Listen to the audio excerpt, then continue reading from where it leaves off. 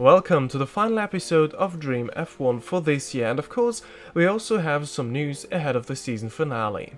The main story is of course the title fight between Charles Leclerc and Max Verstappen. It seems like Leclerc has a comfortable gap at the front after his 5th win of the season, while Verstappen struggled in Argentina and only managed to finish 7th.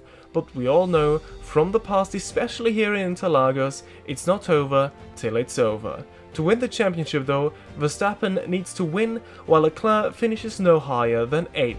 In other words, Leclerc just needs to finish in the top 7 and he is the new world champion. The Constructors' Championship is also not decided yet. Ferrari has been creeping ever closer since the race in Suzuka. The gap after the penultimate race in Argentina has come down to just 17 points. It could be an incredible achievement for Mercedes, who would remain undefeated in the Constructors' Championship since 2014, with the 9th consecutive Constructors' Championship for the Silver Arrows, thanks to incredible consistency from both of their drivers. Last but not least, an important bit of information regarding silly season. Porsche has announced that they will keep Nico Hülkenberg for next season, creating an all-German lineup for next year. The decision followed after it was announced that 4-time champion Sebastian Vettel joins the team, and Hülkenberg has consistently been faster than his teammate Nick de Vries. Sergio Perez has been retained by Red Bull as well, following a strong showing in Termas de Rio Hondo. He has been warned though that the team expects more from him next season, as the gap to Verstappen has been quite big the entire season. That just leaves 2 seats open for the upcoming season, one at STV Racing and one at McLaren alongside Lando Norris. These 2 are expected to be confirmed at pre-season testing. And now it is time for us to head into the final race of the season, which finally is taking place at Brazil once again. We are racing at the Autódromo José Carlos Pace in Interlagos, São Paulo. The 4.3 km long racetrack has seen many championships decided, with the most famous instances being Kimi Räikkönen's surprise championship in 2007, Felipe Massa's heartbreak in 2008, and the awesome season finale 2012 that put a fitting end to one of the greatest seasons in modern Formula 1. Today we will see another championship being decided at this very place. In 36 laps we will know who takes the crown, but first, like we always do, let's take a look at our fastest lap from yesterday's qualifying session.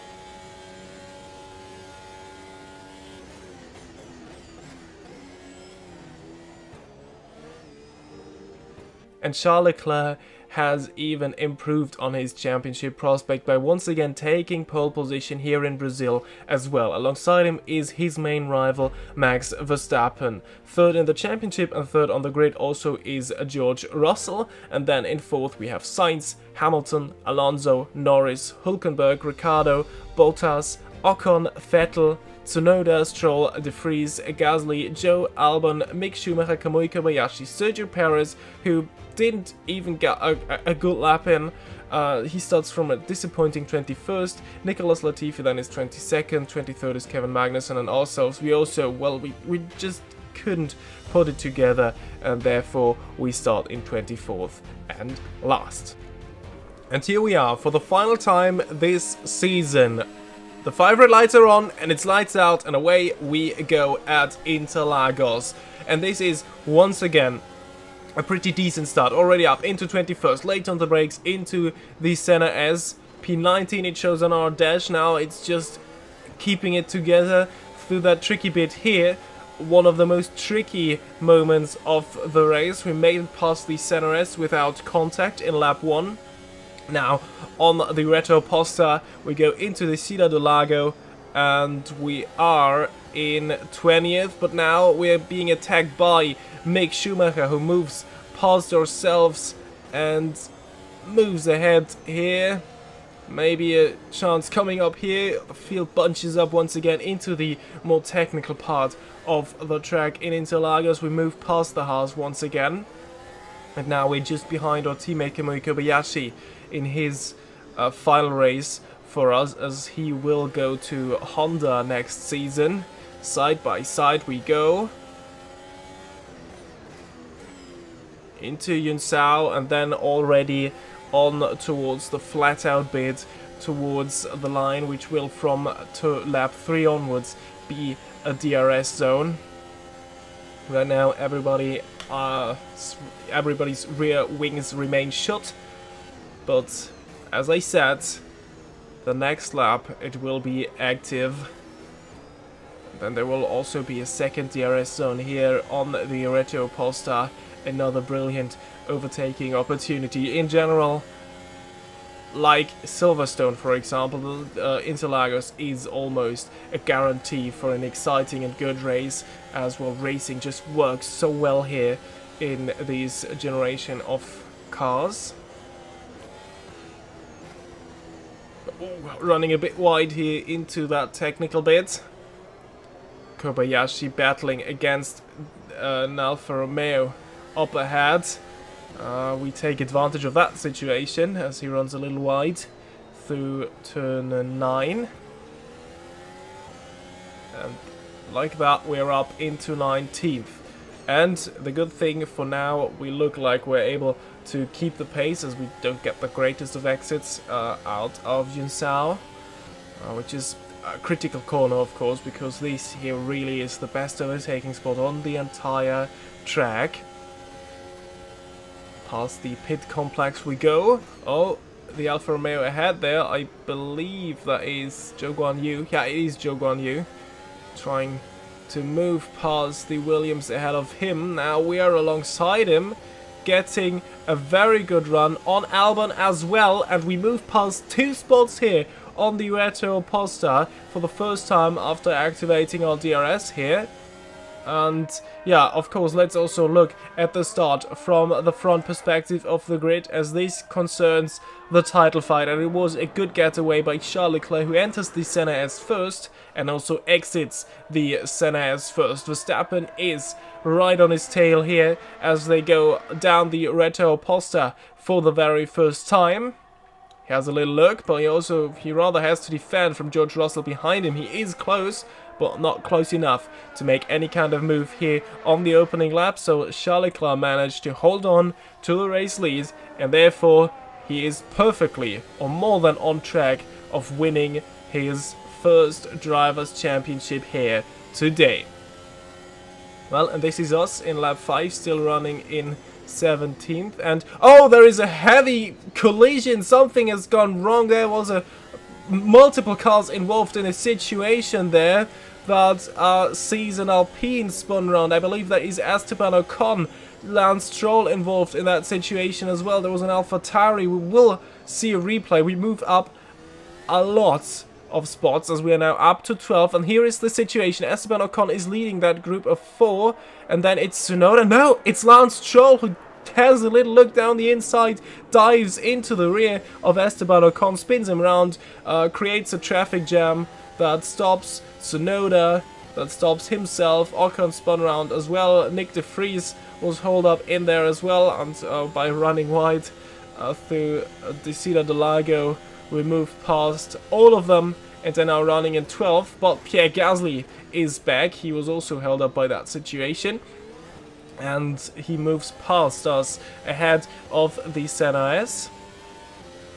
for lap 8, and we are still close to Pierre Gasly. We had the DRS here. We had a little look down the inside into the NAS. We are rather biding our time and trying to get a good run here to be a lot more close, and then try something into the Cielo del Lago. The rear wing is open. We are getting a brilliant run on Pierre Gasly and almost ahead of the braking zone. We move past. He's still there, but now he backs out of it. And yeah, that is the wise thing to do, because holding on around the outside here, not really something that is properly possible. Most of the time it will go wrong, and we were fully ahead going into the braking zone, so we moved past the Frenchman. But now we had two of them behind us, Pierre Gasly and Esteban Ocon, the two compatriots. As Gasly once again moves past us into the NAS. Now we will have DRS though in the second zone here, so we might be able to try a counterattack. We are further away than the last time, and yeah, not far enough alongside to try any sort of move, running wide through the Cielo del Lago, and then Ocon in the Alpine slips through as well. So this is a bit unfortunate. We lost 2 spots there, as we are a bit over ambitious against Gasly there. Should rather have stayed behind and then tried on this lap, though you can already see we are really struggling on tires here in lap 10 already, as we had a few lockups into turn 8 and into turn 10 as well. You were also able to kind of hear it or see it a bit in this lap. So yeah, the front right tire not in the best state anymore, and that has rather increased that problem, or made that problem worse, with locking up into turn 8 and 10, 2 very tricky corners as well. And there goes Nick de Vries as well. We are late on the brakes, try to stay ahead of him through the NAS. Running a bit wide, he backs out of it there. And then he will have DRS once again, and he might be able to attack into the Cielo del Lago. We move down the inside, a bit too aggressive. Ooh, and then we make contact with the Vries, but we manage to not spin him around. That was over ambitious by us once again. We should rather have backed out, and then de Vries fully moves ahead here, and we're down to 15th. Once again, and once again we lock up, even running wide through turn 8. This is what I meant, and this certainly does not improve our tire life. And well, we're a bit far away from the point where we wanted to have our pit stop. Now behind us is an Aston Martin as well, as we go to Junsao, where we run wide as well, and there moves the Aston Martin. That is Sonoda as well, Albon. They all move past ourselves, and now we definitely say it's time to come in and change those tires, because that front right tire is completely done and dead. And then we even miss the well, it just gone from bad to worse all day here, as we missed where the pit line is and where we need to well, we were caught speeding in the pit line, to make it short, as I'm at a loss for words here, and received a 10-second time penalty. Now this here is still the battle for P2. Charles Leclerc was able to break away from these two, but Russell is still putting Max Verstappen under pressure. There ahead, you were able to see Charles Leclerc just there. He has a comfortable gap now over Verstappen and Russell. Russell has been hunting down Verstappen pretty much throughout the entire race, but now he decides it is time to come in as well to try and undercut the Red Bull ahead of him. And then the second Mercedes in lap 15, that is in a battle with Carlos Sainz, Lewis Hamilton, he comes in to the pits as well. Max Verstappen, he stayed out until lap 19, then comes out, and Russell is long gone, and that car ahead, that is the Mercedes of Lewis Hamilton. So both Mercedes have undercut Max Verstappen, who now with fresher tyres will try to attack up ahead. We in the meantime are running in P17 after others also made their pit stops. Once again we decided to go for the medium tyres for the longer half now of the race. which is wrong because a half is, well, it wouldn't be a half if it's longer. So, yeah, our second stint will be longer. So we went for the mediums as we're defending here from Esteban Ocon, who tries it around the outside of turn 8. He's still there through 9. Interesting battle here. Oh, once again, locking up there, but this is the first time this actually happened into turn 10. But now Esteban Ocon will have DRS. He's on the fresher rubber and he has gone for the softs another time. There is no obligation in Dream F1 to use 2 different sets of tires. You just have to stop once in dry conditions.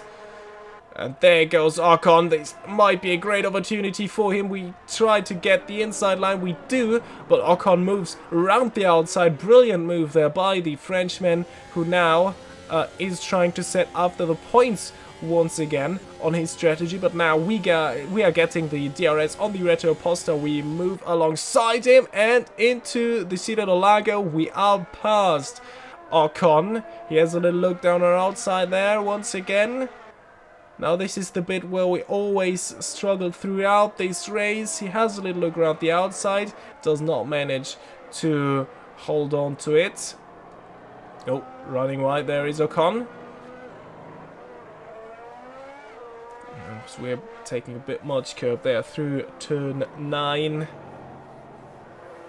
And once again, we brace ourselves for another attack that will surely come on the pit straight and into the Senna's.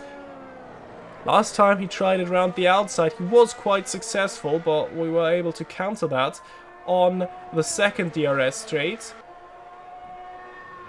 He's very close once again. There goes the rear wing of Esteban Ocon. Once again he goes for the outside, and this time he's passed even earlier ahead of the braking zone. And then, oh, we tried to hold on around the outside, running a bit too wide, overdoing it. Now we won't have the chance in the second DRS zone to counter that overtake. Oh, as there Sebastian Vettel is coming out of the pit lane.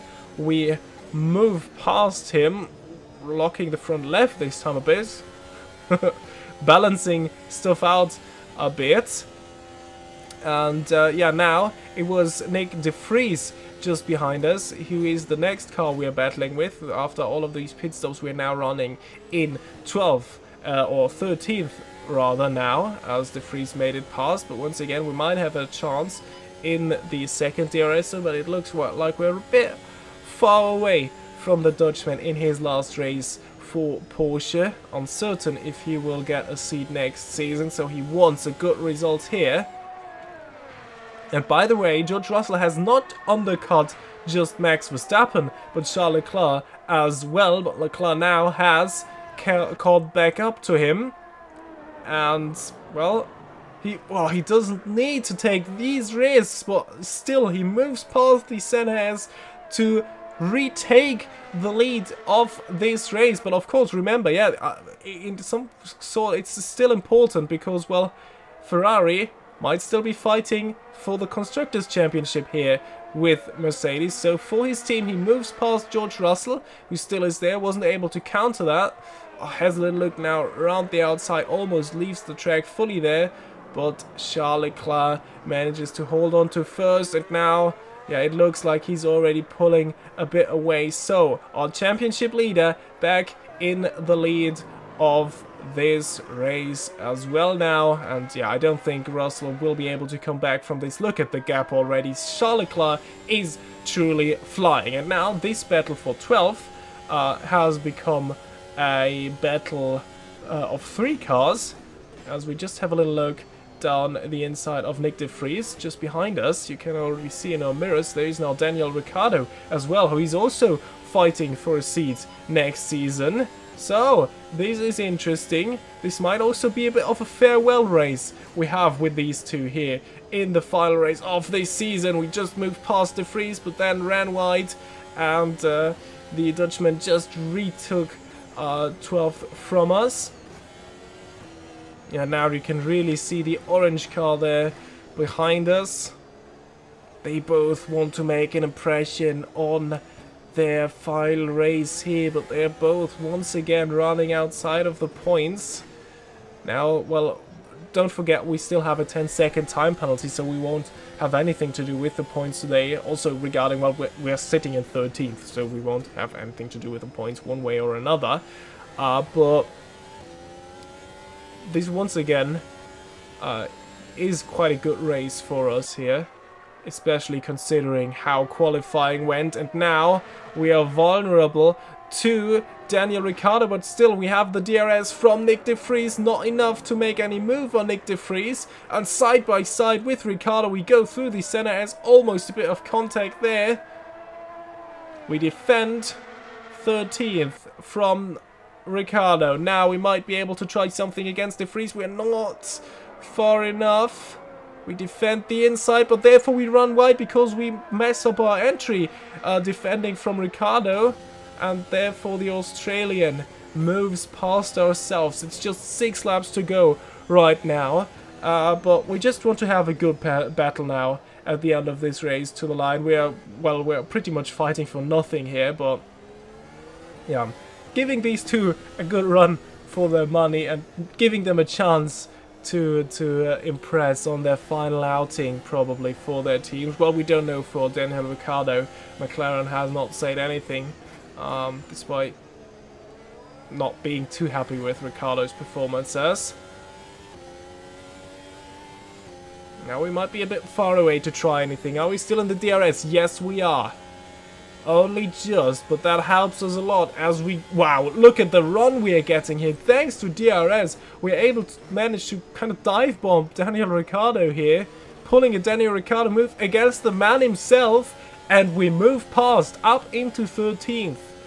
Once again, DRS against Nick de Vries. I don't think we're close enough. Oh, we still try it.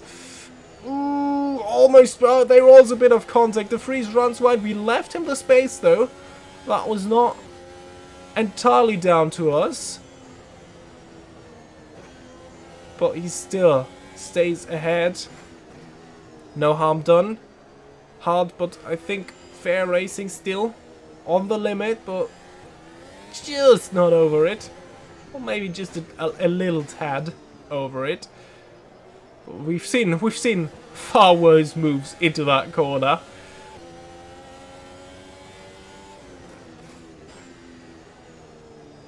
As now, once again, through Junsao we go. Turning up the battery mode as well here now. DRS. And once again, we are gaining so much into the center as we're able to attack, and we move past de Vries. Oh, and now Ricciardo even has a little look against the Dutchman in the Porsche. Oh, that may give us a little bit of space to breathe now, as behind these two are battling. Oh, bit of smoke puffing up there, as once again we lock our front left into the Interlagos, but this time we at least don't lose any position despite running wide there. And now Ricciardo in the background, he moved past Nick de Vries into turn 8, and now once again the locking up starts for us. That is not ideal because that will flat spot our front right once again, and that was really... Oh, that is a big lock up there as well. Now I think we're once again at the situation we had ahead of our first pit stop, but now with only, well, 3 laps to go once we cross the line. We certainly won't have another pit stop.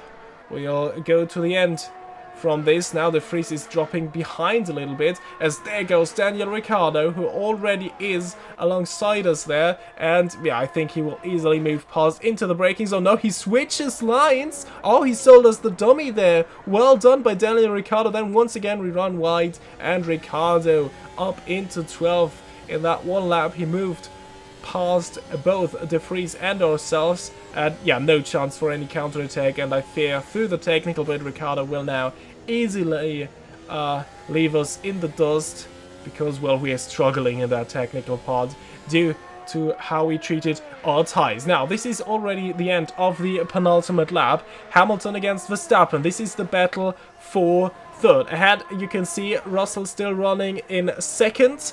behind Verstappen, you were able to see, as Verstappen is alongside Hamilton through the center as they go side by side. 2021's title contenders now once again battling it out in Interlagos, just like they did a year ago. Hamilton had the DRS there, because he was behind Verstappen for just a single bit, just enough to be able to get DRS, and then he stayed ahead of Verstappen through the Ciudad del Lago, and now I think that might have been the last opportunity for Max Verstappen. Now also us entering the final lap. There goes Nick de Vries into the center. Side by side we go with him. Lots of action in these last few laps. Can we hold on at least finish the race ahead of Nick de Vries? We won't be classified ahead of him because remember, 10-second penalty because of speeding in the pit lane and running wide into the Ciudad del Lago. Once again, Nick de Vries says thank you very much, and that was probably it. And now let's watch this man who had no big struggle here. He just needed to finish in the top 7.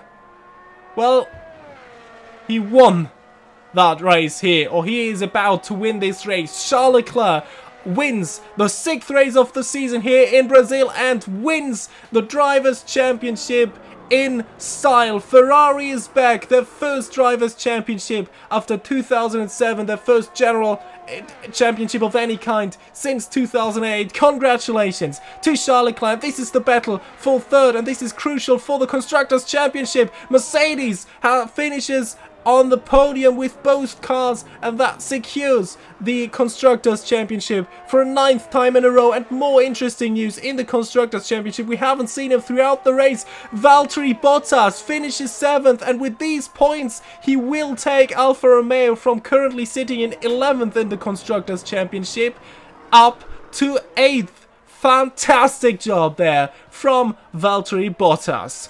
And here are the full race results. I got a bit short. Charles Leclerc wins commandingly here once again. The strategy wasn't ideal, but he managed to still move past George Russell to win this race and also score the fastest lap. So an extra point goes to Leclerc once again. George Russell finishes 2nd. Lewis Hamilton completes the podium. Double Mercedes podium for their 9th Constructors' Championship in a row. Max Verstappen only finishes 4th. Not enough for the championship this season. Carlos Sainz then 5th, Fernando Alonso once again best of the rest in 6th, Valtteri Bottas, we've seen him cross the line in 7th, and then it is Hülkenberg, Norris and Ocon, the rest of the point scorers. Tough luck for Pierre Gasly, who just finishes outside of the points. Perez only managed to move up to 15th, Stroll behind him.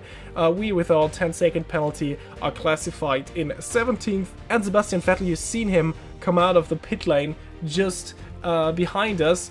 But yeah, he retired not long after his pit stop and is the only retiree of the day. And here is the final results of the Drivers' Championship. Charles Leclerc wins the Drivers' Championship on 230 points and finally ends Ferrari's wait for a championship.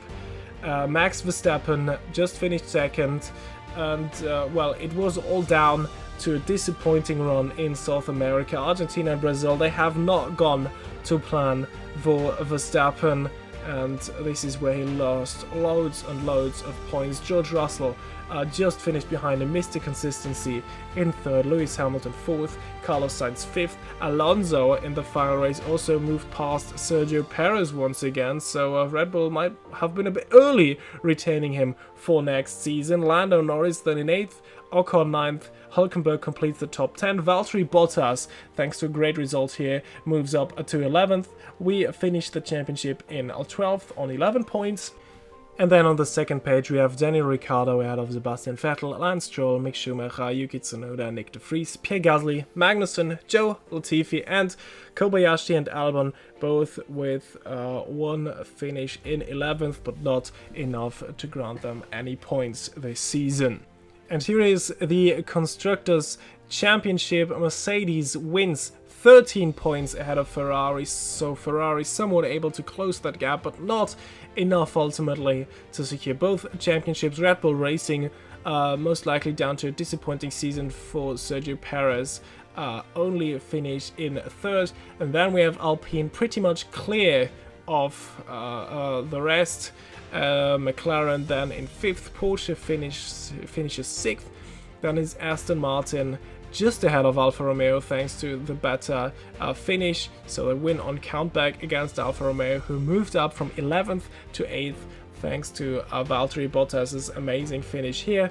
STV Racing, also our team, then in 9th, just 1 point ahead of Haas and AlphaTauri. So a bit lucky for us, but well, that is part of the sport. And then in 12th, it's Williams with just 1 point from a chaotic Monaco Grand Prix. Well, and that has been this first season of Dream F1. Don't worry, we'll be back next year. The first episode will be the pre-season testing for 2023. So yeah, I hope to see you all there. Subscribe to not miss that. Leave a like if you did enjoy the video. Yeah, comment of course with any sort of feedback you have on this series, as I want to constantly improve it. And yeah, I hope to see you all next year. Have some nice holidays. Merry Christmas to all those who celebrate, and I'll see you all the next time. Until then, goodbye.